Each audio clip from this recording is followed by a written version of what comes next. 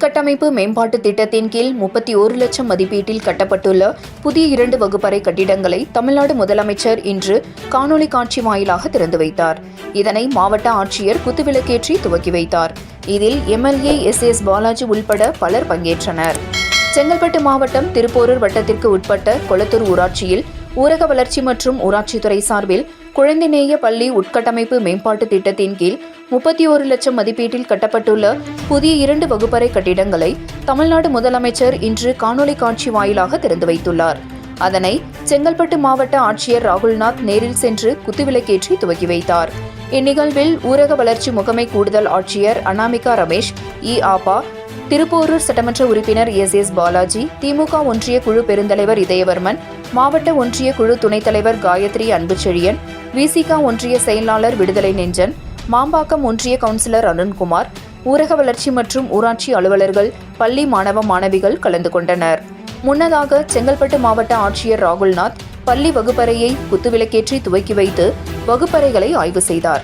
அதில் 2 வகுப்பறை கட்டிடங்களிலும் பள்ளி சிறுவர்கள் பாடங்களை எளிதாக பயிலும் விதத்தில் சிறுவர்களுக்கு படங்களை ஊக்குவிக்கும் விதமாகவும் இயற்கை காட்சி படங்கள், காய்கறிகள், மனித உறுப்புகள், கடல் சார்ந்த உயிரினங்கள், பல வகையான பூக்கள், சூரிய கிரகணங்கள், சந்திர கிரகணங்கள், இந்தியா வரைபடம், தமிழ்நாடு வரைபடம், மாநில மாவட்ட பெயர்கள் உள்ளிட்ட பல வகையான காட்சிகளை ஓவியமாக சுவற்றில் வரையப்பட்டுள்ளதை மாவட்ட ஆட்சியர் பார்வையிட்டு பள்ளி மாணவ மாணவிகளுக்கு, பள்ளி சிறுவர்களுக்கு இனிப்புகள் வழங்கினார்.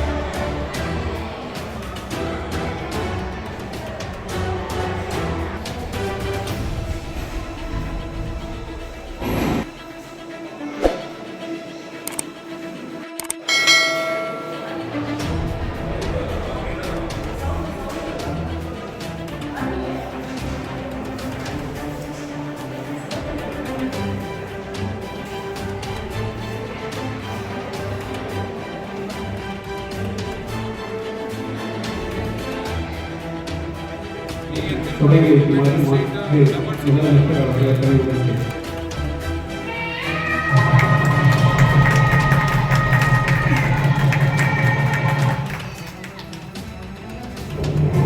ஊரக வளர்ச்சி மற்றும் ஊராட்சித்துறை கட்டணம், குழந்தைய பள்ளி உட்கட்டமைப்பு மேம்பாடு குறித்த புதிய வகுப்பறை கட்டடங்கள், கிராம செயலக கட்டடங்கள், கிராம ஊராட்சி அலுவலக கட்டடங்கள் மற்றும் ஊராட்சி மாநில தமிழ்நாடு முதலமைச்சர் அவர்கள் சட்டமன்றத்தில் விதி என்றும் சென்று அறிவித்திருந்ததன் அடிப்படையில்